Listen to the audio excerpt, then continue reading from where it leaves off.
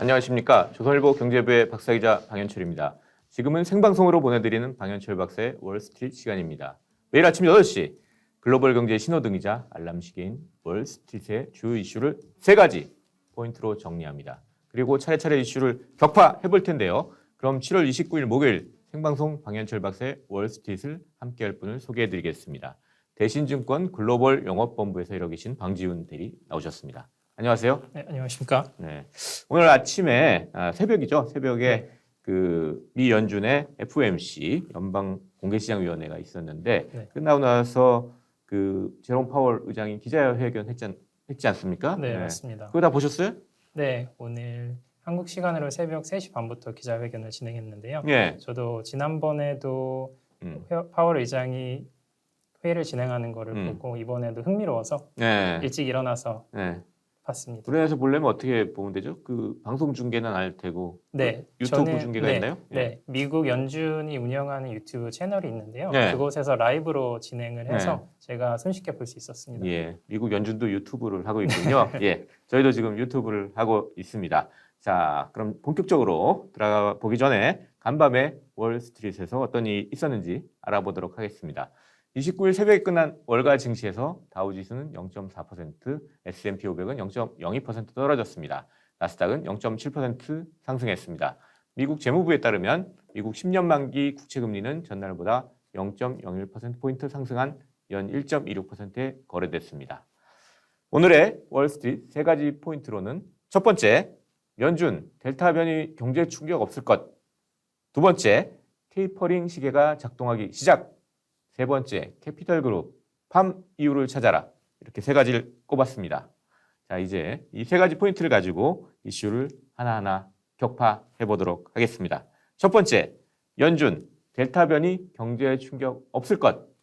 네, 일단 아까 처음에도 말씀드렸듯이 오늘 이제 파월 의장의 기자회견이 있었습니다. 이제 네네. 여기서 여러 가지 얘기들이 많이 나왔는데 뭐 일단 기본적인 기조는 기존에 했던 얘기랑 같았잖아요. 그러니까 뭐 네, 미국 맞습니다. 경제가 좀 서서히 나아지고는 있는데 네. 완화적인 통화 정책을 아직 바꿀 때는 아니다라고 하면서 기존에 했던 얘기들 거의 반복을 했는데 기존에 좀 안 나왔던 얘기들 중심으로 좀 얘기를 해보겠습니다. 그러니까 네. 델타 변이 얘기를 좀 해보겠는데 왜냐하면 이 7월 중순에 이제 파월 의장이 의회에 가서 이제 증언을 했죠. 호프리 증언을 했는데 그 증언을 할 때 그때까지는 아직 이 델타 변이가 그다지 이렇게 확 퍼지진 않았어요. 근데 그 이후에 델타 변이가 확 퍼지면서 이거 미국 경제 성장에 어떤 영향을 주는 거 아니냐, 네. 뭐 이런 우려가 나왔는데 그래서 이에 대해서 어떻게 좀 연준이 보냐 이게 관심사가 높았거든요. 네, 맞습니다. 어떤 얘기들 했죠? 파월 의장이 델타 네. 변이에 대해서? 네, 우선 FOMC 미팅이 시작하기 전부터 시장에 관심이 굉장히 많았었는데요. 아무래도 지난 6월 달에 진행했던 FOMC 이후에 델타 변이가 새로운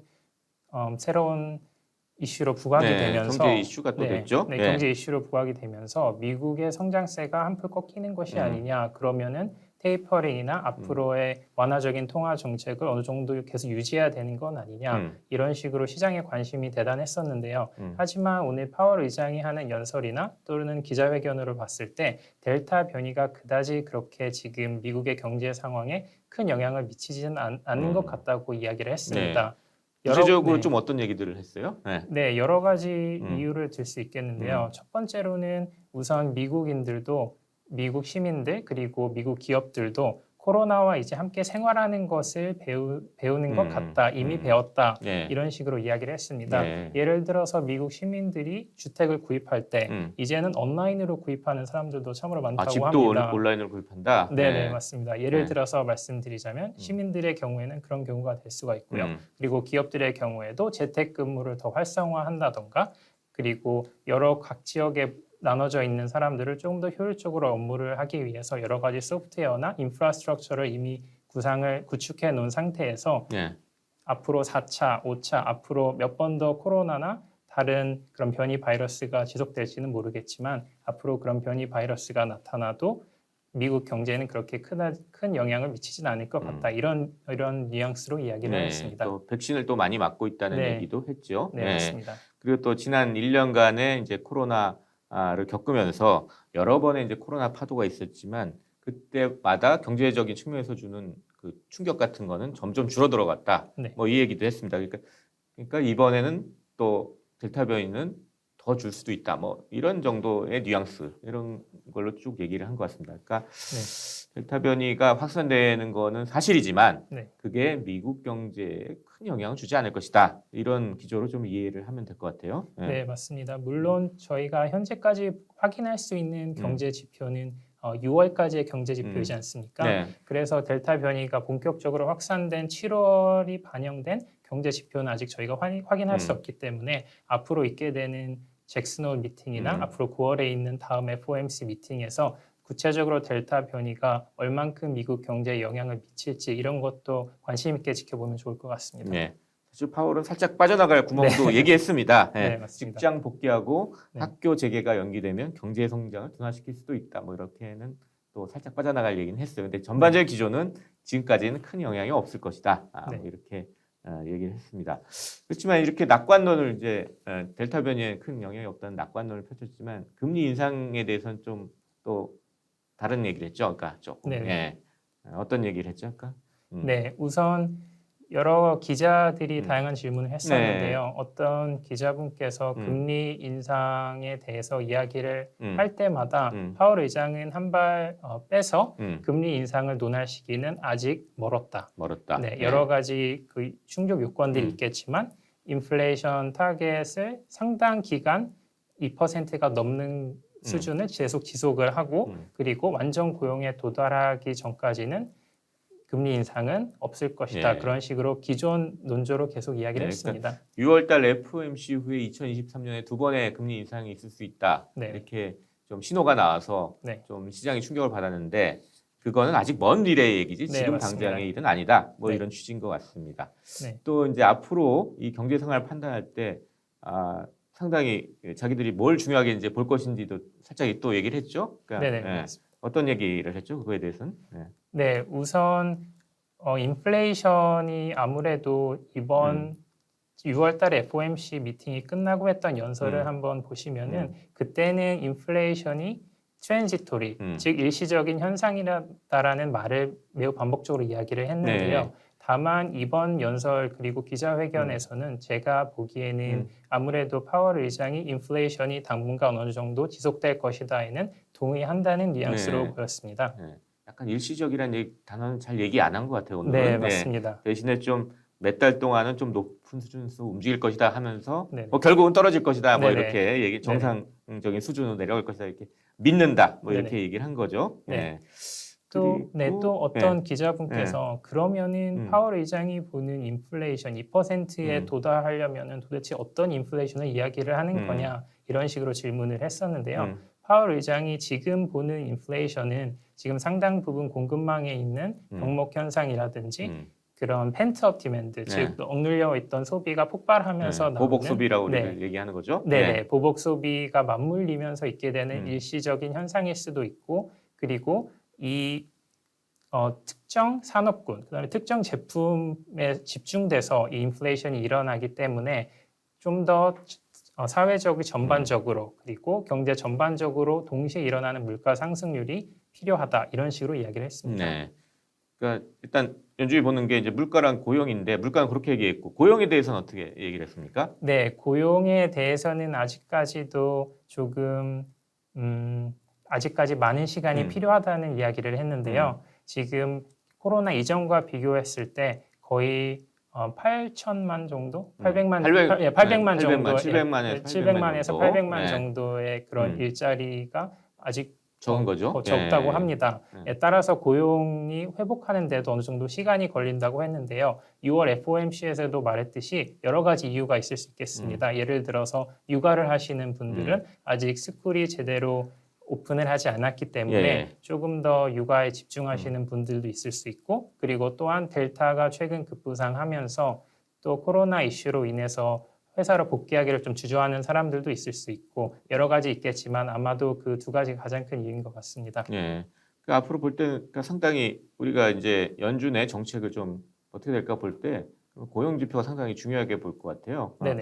실업률 지표를 한번 쭉 보면 그 지금 6월달에 5.9%로 저기 그 코로나 초기와 비교하면 엄청 확 떨어졌지만 네네. 아직은 그 코로나가 시작되기 직전, 네네. 그러니까 그때가 한 3.5%인데 그때보다 높은 걸로 지금 나와 있고 네네. 또 이 문제로 이제 연준이 문제로 삼는 게 이 실업 일자리 격차가 심하다는 건데 네네. 특히 흑인 실업률이 9.2%, 히스패닉 실업률은 7.4%로 이렇게 좀 격차가 좀 심해가지고 이런 게 네네. 해소되기 전까지는 좀 완화적인 통화 정책을 좀 계속해야 되지 않냐, 계속 네네. 이런 입장인 것 같아요. 네네. 맞습니다. 그러니까 앞으로 이 연준이 통화 정책을 좀 바꾸는 신호를 좀 보려면 고용 지표를 좀 자세히 좀 들여다봐야 될 것 같습니다.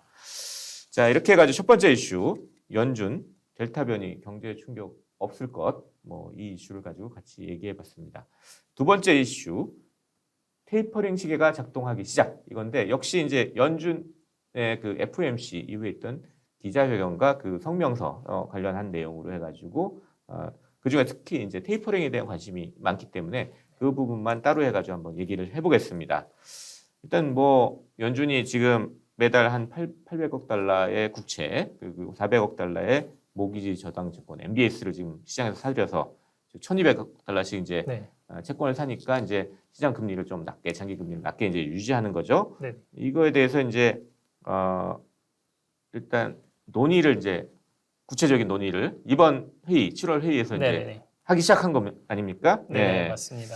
그 뭐 성명서에 보면 뭐 일단 어떻게 얘기를 했죠? 그 앞으로 그 지금 연준이 목표라는 물가 목표하고 이제 네. 고용 목표가 있는데 네. 이런 목표에 이제 도달하는지 앞으로 매 차례 회의에서 목표에 도달했는지 지속적으로 평가하겠다. 네네. 뭐 이런 식의 성명서는 냈어요. 네, 맞습니다. 하지만 이제 그런 걸 보면 당장은 이제 테이퍼링을 시작하지 않겠다는 얘기인 것 같은데 네네. 뭐 물론 시장에서 당장 시작할 거라고 생각하진 않지만 네네. 앞으로 좀 경제 지표를 좀 평가하면서 언제 시작할지 이제 들여다보겠다. 뭐 이런 얘기인 것 같아요. 네, 맞습니다. 테이퍼링 개시 시기에 대해서는 뭐 좀 힌트를 좀 줬나요? 그러면?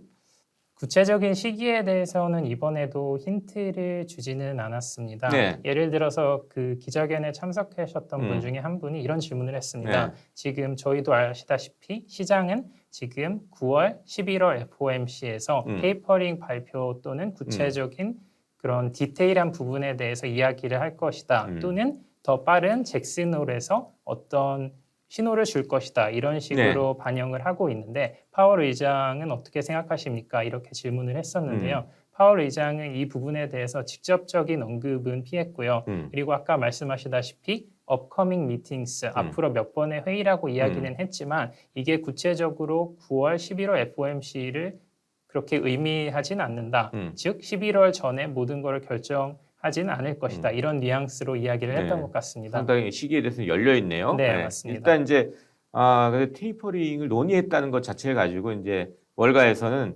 FOMC가 드디어 테이퍼링 시계를 작동하기 시작했다. 네. 이렇게 평가를 해요. 그러니까 네, 시계는 맞습니다. 이제 작동이 된 지금까지 죽어있던 시계가 작동을 했는데 네. 아직 알람은 안 울렸다. 이런 얘기인 것 같아요. 네, 맞습니다.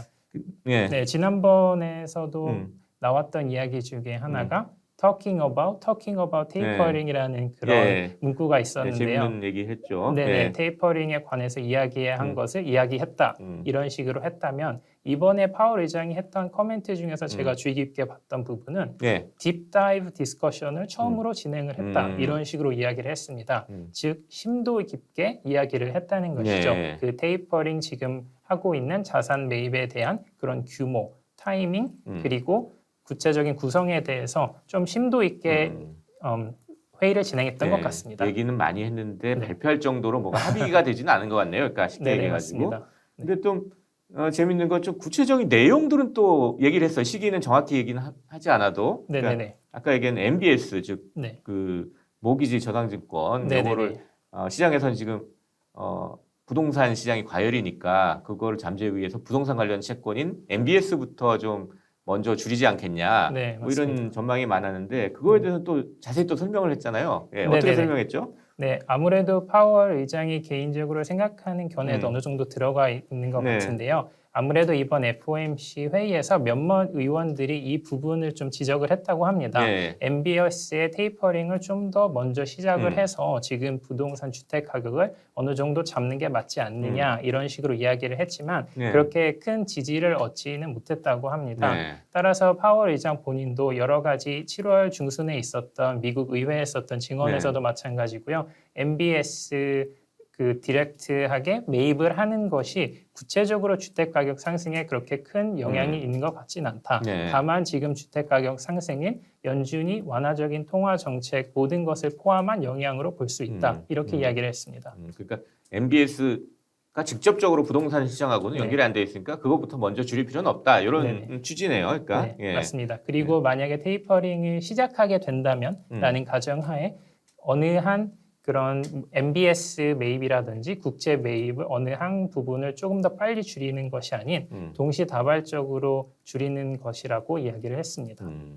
같이 네, 같은 폭으로. 네네. 폭으로 좀 줄어가겠다. 뭐 네네. 그런 얘기. 네. 상당히 논의가 구체적으로 된 것 같아요. 그런 식으로 구체적인 네네. 거를 얘기할 정도면 네네, 맞습니다. 상당히 논의가 구체적으로 된 것 같습니다. 근데, 네, 맞습니다. 시기도 많이 상당히 논의했을 텐데 얘기를 안 해주네요. 네, 맞습니다. 예. 그리고 한 가지 네. 재미있었던 코멘트는 네. 지금 파월 의장이 잭슨홀에서 어떤 이야기를 할지 스피치를 지금 작성 중이라고 합니다. 그러니까 8월 이제 말에 있는 잭슨홀 미팅, 그러니까 네네. 전 세계 중앙은행들이 사실은 모여가지고 이제 뭐 그 좀 휴가도 즐기면서 네네. 정책을 논의하는 자리잖아요. 네네네.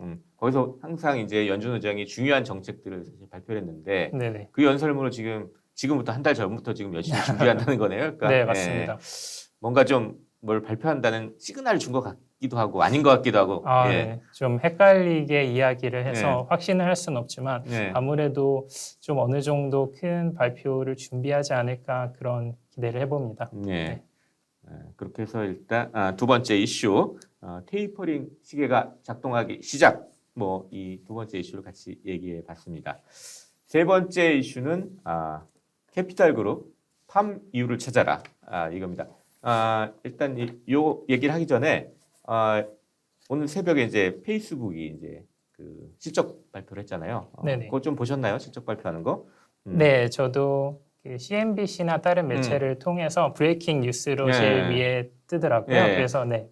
깜짝 있습니다. 실적 해가지고 네네. 어닝 서프라이즈. 그러니까 어제도 뭐 저기 그 마이크로소프트가 저기 하고 뭐 애플하고 이렇게 실적 발표했는데 어닝 네네. 서프라이즈를 했는데 네네. 페이스북도 어닝 서프라이즈를 했습니다. 해가지고 매출이 291억 달러 해서 1년 전보다 56%나 늘어가지고 역시 월가 전망을 넘어섰고요. 주당 순이익도 3.61달러로 해가지고 월가 전망을 넘어섰는데 근데 이 시간의 거래에서 한 4% 가까이 한때 빠졌어요. 예. 왜 그런 거 봤더니 이제 페이스북이 이 하반기 가이던스를 냈는데 이 점점 성장이 강해지는 기간을 지나면서 전년 동기 매출 성장률이 순차적으로 크게 감소하게 될 것으로 예상한다. 네네. 뭐 이렇게 됐어요. 근데 네. 요건 사실 지난 저기 1분기 때도 같은 이 가이던스를 냈는데 네네. 이번엔 더 좀 심각하게 받아들인 것 같아요. 그러니까 네네, 맞습니다. 2분기에 좀 이 그 뭡니까 매출이나 뭐 이런 이익 성장이 피크를 치고 그 다음에 좀 줄어드는 거 아니냐 네네. 이런 의구심이 이제 시장에 많이 퍼지는 것 같아요. 네, 맞습니다. 음. 아무래도 2분기 실적 시즌이 시작하기 전부터 거의 모든 대부분의 투자자분들께서 2분기 실적은 굉장히 좋을 것이다. 네. 이런 생각을 어느 정도 가지고 실적 시즌에 돌입했기 때문에 아마도 어느 정도 굉장한 실적을 확인한 이후에 그 프로핏 테이킹이죠. 네. 그 벌어들인 수익을 이미 확정하는 그런 모습도 많이 보이는 것 같고요. 그리고 앞으로 이렇게 굉장한 2분기 실적을 발표를 했는데 앞으로 3분기, 4분기 이만큼의 굉장한 실적 성장률을 계속 유지할 수 있는가? 이게 아무래도 투자자분들이 가장 고민하시는 모습인 것 같습니다. 그래서 이에 관련해 가지고 이제 미국의 유명한 자산 운용사 중에 하나인 캐피탈 그룹의 그 펀드 매니저를 맡고 계신 칼 가와자란 분. 네네네. 이분은 뭐 캐피탈 리서치 앤 매니지먼트 회장도 맡고 있다고 그러는데요. 네. 이분이 팜이라고 불리는 이 빅테크 기업의 미래에 대해 의문을 제기한 게 좀 화제가 되고 있습니다. 네네. 팜이라고 하면은 기존에 이제 팡이라고 해가지고 뭐 페이스북, 애플, 아마존, 넷플릭스, 구글 요거 이제 네네. 빅테크로 좀 얘기했는데 네. 그래서 이제 넷플릭스를 빼고 마이크로소프트를 집어넣은 뭐 그런 개념인데 네네. 이 기업들이 지금 상당히 2분기에 좋은 실적을 좀 내기고는 있는데 이게 계속될지는 좀 의문이다. 뭐 네네. 하면서 그 현재 이제 이 그룹들이 S&P 500 시가총액 중에 한 23%, 25% 정도 차지하고 있는데 이 기업들이 계속 15%, 20%씩 매년 성장해서 10년 성장한다면 그리고 딴 데는 그렇게 성장 못하면 네네. 이게 전체 S&P 500 시가총액의 75%, 한 4분의 3까지 차지하게 된다. 이런 거는 네네. 불가능하지 않냐. 네네. 그러면서 그 앞으로의 성장의 의구심 뭐 이런 걸 얘기했어요. 네네. 그래가지고 제가 딱 맞는 뭐 그래프는 아니지만 슈로더라고 자산운용사, 영국의 자산운용사에서 낸 작년에 좀 지난 자료지만 좀 그걸 네네. 한번 찾아봤습니다. 보면 네네. 이게 뭐 5개 빅테크가 이제 작년에 이제 벌써 이제 시가총액 비중이 25%가 됐어요. 근데 그 전에 보면 다 확 지금 시기가 달라졌다는 걸 알 수 있는 게 그 전에는 뭐 IBM, 뭐 70년대 IBM 뭐 이런 데가 이제 컸었고 90년대 들어오면 뭐 엑선 그리고 2000년대 들어와서 마이크로소프트가 또 컸다가 네네. 2010년대 들어오면 엑소모바일 이런 데가 다 컸는데 지금 작년만 해도 완전히 빅테크가 자, 상위를 딱 꽉 잡고 있는 거거든요. 네네네. 예. 맞습니다. 이렇게 되면 이게 계속 지속 가능할까? 뭐 이런 의문들이 계속 나올 수밖에 없을 것 같아요. 예. 네, 맞습니다. 음. 아까 말씀하셨던 그런 빅테크 기업들은 아무래도 이런 코로나라는 특수한 네. 상황에서 상당히 수혜를 받았던 음. 그런 종목들이라고 이야기할 수 네. 있겠는데요. 아무래도 저런 IT 기업들은, 테크 기업들은 디지털에 대한 그런 상황에 어느 정도 이해가 돼 있고 어느 정도 직원들이나 거기에 있는 임직원들이나 회사의 모든 인프라스트럭처가 이런 디지털 세대에 최적화되어 있기 때문에 코로나가 터졌을 때 어느 정도 재빨리 반응을 할 수 있어서 아무래도 더 큰 수혜를 받았지 않았나 싶습니다. 하여튼 그런 의구심들이 지금 약간 시장에 강해지고 있다. 물론 네네. 이제 장기적으로 테크주들은 장기적인 시각에서 봐야 된다는 뭐 이런 말도 많이 합니다. 뭐 그런 네네. 걸 다 감안을 해서 좀 보시면 될 것 같고. 근데 이 칼 가와자라는 분이 되게 재밌는 얘기를 했는데 그런 저기 빅테크 말고 그럼 뭘 투자할 거냐 그랬더니 옛날 과거에 잘 나갔던 기업들이 네네네. 혁신을 해가지고 지금 잘 되는 기업들이 있대요. 뭐 그런 네네. GM이니 뭐 타겟이니 뭐 이런 것들을 좀 들었어요. 네네네. 그 GM 같은 경우는 전통적인 자동차 기업이잖아요. 네, 근데 뭐 맞습니다. 이게 혁신 기업이라니까 약간 좀 의구심 나는데 뭐 그런 관련한 내용들이 좀 많이 나온다고 하던데요. 예. 네, 맞습니다. GM도 아주 미국의 전통적인 자동차 회사인데요. 아무래도 이런 전기차 전환이나 이런 디지털 시대에 한 발짝 좀 늦은 모습을 보였지만 앞으로는 이런 전기차와 그런 자율주행에 대해서 적극적으로 투자를 하겠다 이런 발표를 했는데요. 예를 들어서 세 가지 비전을 제시했다고 합니다. 사고 제로, 배출가스 제로, 그리고 교통체증 제로. 즉 전기차와 자율주행 테크놀로지를 이용해서 2025년까지 약 30조 원 이상을 투자하겠다고 했습니다. 하여튼 새로운 혁신을 하는 기업들을 네. 또 찾아내야 된다. 뭐 이런 취지인 것 같습니다. 이번 얘기는. 네네, 자, 맞습니다. 이렇게 해가지고 이제 그 세 번째 이슈 캐피탈그룹 팜담을 찾아라. 이걸 알아봤습니다. 자, 이제 월스트리트의 세 가지 포인트를 한 줄평으로 요약해 보겠습니다. 첫 번째, 미 연준이 7월 연방공개시장위원회 즉 FOMC를 열고 기존의 완화적인 통화 정책을 계속 유지하기로 했습니다. 델타 변이 확산은 미국 경제에 큰 위협은 되지 않아 보이지만 아직 고용 시장이 회복되고 있지 않다는 이유입니다. 앞으로 고용 지표를 잘 챙겨봐야 하겠습니다. 두 번째, 미 연준이 테이퍼링 논의를 시작했습니다. 하지만 아직 시기나 방법은 오리무중입니다. 파월 의장은 테이퍼링을 하게 되면 미리 알려주겠다라고 했는데 그 약속을 꼭 지켜주기 바랍니다. 세 번째, 빅테크 기업들이 깜짝 실적을 발표하고 있지만 하반기에도 계속 그렇게 좋은 실적을 낼지에 대한 의구심이 시장에 강해지고 있습니다. 미국과 중국의 테크 기업에 대한 규제 움직임도 강해지고 있습니다. 다만 테크 주식은 장기적인 시각을 갖고 투자해야 한다는 말도 있다는 것을 기억하시기 바랍니다. 자, 이렇게 해가지고 월스트리트 오늘의 방현철 박사의 월스트리트 거의 마칠 시간이 다 됐는데요. 오늘 방송 어떠셨는지 시청자 여러분께 한마디 부탁드리겠습니다. 네, 오늘도 오늘 새벽에 주요 이벤트가 있었는데요. 제가 이렇게 정보를 전달 드릴 수 있게 돼서 영광으로 생각하고요. 다음번 방송에서도 좀 더 좋은 정보로 찾아뵙도록 하겠습니다. 네. 생방송 방현철 박사의 월스트리트 벌써 라이브를 마칠 시간입니다. 그 전에 저희 방현철 박사의 월스트리트에서 구독자 여러분을 위한 이벤트를 준비했습니다. 이 선물은 조선일보에서 출간한 주식 투자 교과서 따라하면 돈 버는 주식 노트입니다. 이벤트에 응모하시는 방법은 첫째, 업로드되어 있는 월스트리트 영상에 응원 댓글 남기기. 둘째, 유튜브 채널 조선일보 머니 구독 인증샷 남기기입니다. 이 두 가지 미션을 마치신 뒤에 지금 라이브 영상 하단의 더보기 혹은 커뮤니티에 공지된 링크에 이벤트 응모 양식을 작성해 주시면 되겠습니다. 자, 그럼 내일도 저는 아침 8시 월스트리트를 3가지 포인트로 진단하고 이슈를 격파하는 방현철 박사의 월스트리트로 돌아오겠습니다.